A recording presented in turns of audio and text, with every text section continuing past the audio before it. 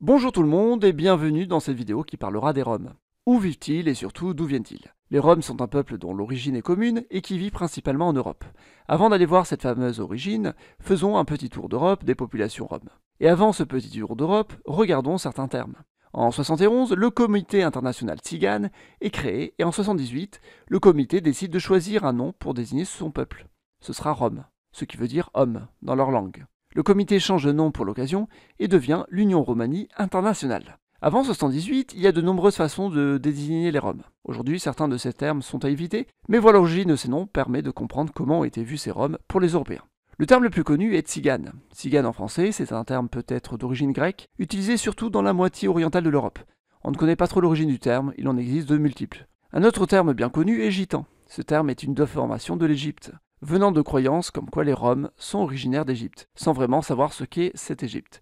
Ce terme est d'origine espagnole. Les Espagnols pensaient que les Roms venaient d'Égypte ou de Grèce. On utilise désormais ce terme pour désigner les Roms de la péninsule ibérique. On utilise le terme Sinté pour désigner les Roms d'Europe occidentale, en dehors de la péninsule ibérique. En France, en Italie et en Allemagne notamment, les Sintés de France sont appelés Manouches. Il existe aussi le terme de Bohémien qui est spécifiquement français, provenant d'une croyance de l'époque qui disait que les Roms proviennent de Bohême, la région de Prague. Il y a eu de nombreux déplacements de population et ces déplacements ont beaucoup intrigué les Européens. Ces déplacements se faisant de génération en génération, il devenait impossible pour les peuples concernés de savoir réellement d'où ils étaient originaires. Ils apparaissent surtout au XVe siècle en Europe et c'est un peuple nomade. Répartition. Aujourd'hui, les Roms sont présents dans de nombreux pays d'Europe. On estime à une dizaine de millions les Roms dans toute l'Europe, mais ce n'est qu'une estimation. Il faut noter que beaucoup de Roms se sont assimilés aux populations locales, perdant leur culture, leur langue et leur nomadisme. Déjà dans les îles britanniques, la population Rom est très faible. C'est normal, ce sont des îles, les nomades n'ont pas pu arriver facilement jusque-là. Sans être de grandes proportions, on trouve des Roms en Allemagne et en Italie, sûrement environ 100 000 dans chacun de ces pays. On trouve des proportions équivalentes en Russie, en Ukraine, etc. Maintenant, on va voir les grands pays en population Rom. On a la France qui compte environ 150 000 à 300 000 Roms sur son territoire. On trouve notamment une grande communauté gitane, soit les Roms de la péninsule ibérique.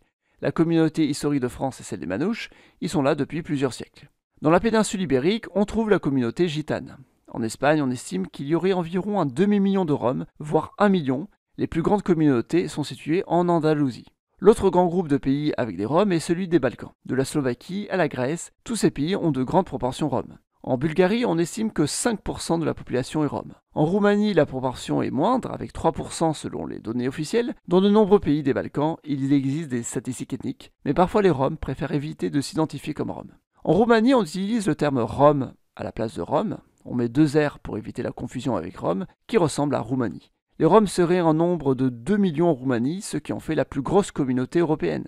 Les Roms vivent surtout en Transylvanie, qui est la région la plus cosmopolite de Roumanie, là où vivent les populations magyares et allemandes, en particulier dans le Mureş, une zone historiquement hongroise. Un autre pays avec une grande communauté est la Turquie. On parle d'ailleurs de Dom pour désigner l'équivalent des Roms. Les Doms sont au Moyen-Orient et les Roms en Europe. Dans tous ces pays, les Roms subissent le racisme, la marginalisation, des ségrégations. Leur culture s'efface petit à petit face à celle dominante dans chacun de ces pays. Les langues sont en voie de disparition. Ces siècles de haine envers ce peuple ont atteint leur paroxysme avec l'Holocauste rom entre 1935 et 1945, mis en place par l'Allemagne. La reconnaissance de ce génocide n'a eu lieu que très tardivement, en 1982 par l'Allemagne. Mais maintenant, on va répondre à cette grande question, d'où viennent les Roms? Origine des Roms. Au Moyen-Âge, quand les Roms ont commencé à apparaître petit à petit en Europe, il est difficile de savoir d'où ils venaient. Ces peuples se sont déplacés de génération en génération tout en s'adaptant aux cultures locales. Il n'y a aucune trace écrite de leur déplacement d'origine, on ne peut donc pas savoir d'où ils viennent. En Espagne par exemple, ils sont appelés gitans, car on les suspecte de venir d'Égypte, comme je l'avais dit précédemment. Pour trouver l'origine des Roms, il a suffi de faire une comparaison linguistique. La langue des Roms est le romani, c'est une langue endémique d'Europe, elle n'existe nulle part ailleurs. Cela signifie que les Roms ont développé leur propre langue en se déplaçant vers l'Europe. Cependant, on a pu trouver des langues cousines, et ces langues cousines, on les a trouvées en Inde. Après des décennies de recherche, on a fini par comprendre, au XIXe siècle, mais peut-être même avant, que la langue romani s'est développée dans l'Empire byzantin, et ce à partir de l'indo-arien moyen. Une langue indienne parlée au Moyen-Âge, ce qui nous permet de connaître à la fois l'origine du peuple rom et l'époque de son déplacement. Aujourd'hui, avec la compilation des données linguistiques et génétiques, on connaît mieux le cheminement de cette communauté. On estime que les Roms sont des gens du nord-ouest de l'Inde qui ont décidé de partir vers l'ouest. En tout cas, les Roms sont des descendants d'Indiens qui ont été déplacés au Moyen-Âge. Soit ils sont partis car c'était des castes inférieures qui cherchaient à fuir leurs conditions, soit c'était des populations utilisées dans un but militaire par les empires musulmans à l'ouest de l'Inde. Ces populations indiennes étaient soit des Indiens sédentaires qui ont dû se déplacer, soit des Indiens nomades qui ont continué à se déplacer pour proposer des services, se déplaçant hors du monde indien, ont été remarqués comme étrangers là où ils allaient. Ils ont donc dû traverser la Perse, où existait déjà une communauté indienne, pour ensuite aller vers l'Arménie. En Arménie, les Indiens nomades se sont assimilés à la population, d'autres sont partis plus à l'ouest, en Anatolie, dans l'Empire byzantin. C'est vers 1200 que les Indiens arrivent en Europe. En voyant les influences étrangères de la langue qui s'est formée en Europe et qu'on appelle le romani, on peut mieux comprendre le cheminement des Roms. Par exemple, le persan a eu une petite influence sur la langue, tout comme l'arménien. On trouve aussi une influence grecque, mais pas d'influence turque. Cela signifie que le déplacement en Anatolie s'est fait avant que l'Anatolie ne devienne turque. Une fois arrivés en Europe, qu'ont fait les Roms comme cheminement? Il y aurait eu plusieurs vagues. Une première avant la conquête de l'Empire ottoman, et une deuxième qui s'est faite via des vagues migratoires sous les Ottomans. Beaucoup ont été réduits en esclavage au Moyen-Âge dans les pays roumains. Ensuite, les Roms se sont déplacés surtout dans le monde turc européen, sur la Bulgarie, la Roumanie, les Balkans de manière générale. Vers 1400, les premiers Roms arrivent dans le monde allemand, qui deviendront le peuple sainté, que j'avais déjà dénommé avant. Ils désignent les Roms des pays allemands, et même de Bohême. Ils sont ensuite arrivés en France et ont été dénommés Manouches ou Bohémiens, car ils venaient directement de Bohême. D'autres sont allés vers l'Italie et l'Angleterre. Peut-être que c'est via la France que les Roms sont arrivés en Espagne, où ils seront nommés Gitans. Mais ils sont peut-être venus via l'Afrique du Nord. On ne sait pas. Dans tous les cas, les Roms commencent à former une nouvelle communauté dans la péninsule ibérique vers le XVe siècle. Persécution des Roms. On peut dire qu'au XVe siècle, la présence des Roms est bien confirmée en Europe.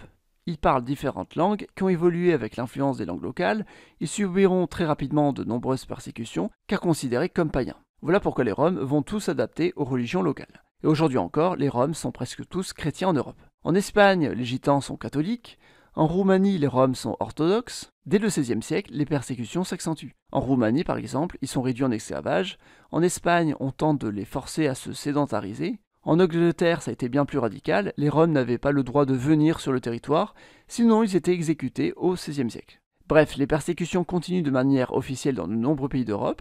La Roumanie supprime l'esclavage officiellement en 1856. Au XIXe siècle, de nombreux Roms commencent à migrer vers les États-Unis pour éviter les persécutions. Comme pour les Juifs, les Roms subiront des pogroms dans l'Empire russe à la fin du XIXe siècle. J'avance un peu dans le temps et j'atteins le moment le plus extrême dans la persécution des Roms, le nazisme. L'Allemagne a mis en place le génocide des Roms, mais d'autres pays alliés en Europe ont mis en place des politiques similaires. On ne sait pas exactement combien de Roms ont été tués pendant le génocide, peut-être un demi-million, peut-être 50% des Roms d'Allemagne de l'époque. Après la défaite militaire allemande, la reconnaissance du génocide tzigane a pris du temps, car c'est le génocide juif bien plus important qui était au centre des attentions. L'Allemagne fédérale a reconnu le génocide des Roms en 1982. Après le communisme, beaucoup de Roms des pays de l'ancien bloc de l'Est sont partis à l'Ouest.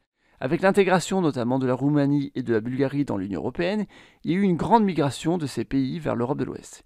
Il y a eu aussi une évolution des inégalités sociales, et encore aujourd'hui, les Roms sont une population bien plus pauvre en Roumanie. Ça n'empêche pas la communauté de s'être créée une élite, comme ici à Buzescu, où il y a de grandes villas habitées par la communauté Rom. Aujourd'hui, l'Union européenne reconnaît qu'il existe une véritable discrimination envers les Roms, plus grande pauvreté, ménages surpeuplés, en échec scolaire, etc. L'Union européenne les reconnaît comme la plus grande minorité d'Europe, avec 6 millions de personnes. En 2005, plusieurs pays d'Europe ont mis en place la décennie de l'intégration des Roms, dont le but est de s'entraider pour mieux inclure les Roms dans la société. C'est justement face aux grandes discriminations que les Roms ont cherché à s'unir. En 1971, à Londres, avait été créée la constitution du Comité international tzigane. En 1978, les Tziganes changent le nom de l'organisation en Union Romanie internationale. Les termes Roumanie et Roms sont adoptés à ce moment-là. Il est désormais reconnu par l'ONU. Conclusion. Les Roms sont la plus grande minorité d'Europe. Cette minorité concerne de nombreux pays. Arrivés au Moyen-Âge un peu par hasard, ils ont été au centre de nombreux questionnements et leur histoire par leur déplacement depuis l'Inde. Leur origine longtemps inconnue a fait de ce peuple un peuple très original. Aujourd'hui, la principale problématique vis-à-vis de ce peuple, c'est la grande discrimination qu'il subit. Peuple qui a encore du mal à se faire reconnaître. Peuple encore méconnu, peuple dont la discrimination est encore trop souvent acceptée et dont on a pour seule image les clichés véhiculés. Et si finalement cette romophobie tant tolérée n'était-elle que le résultat d'années de nationalisme où on a fait croire qu'il était anormal qu'un peuple ne puisse pas avoir un territoire bien défini? Merci d'avoir vu la vidéo, je vous invite à vous abonner et à mettre un pouce bleu si la vidéo vous a plu et aussi pour soutenir la chaîne. Merci.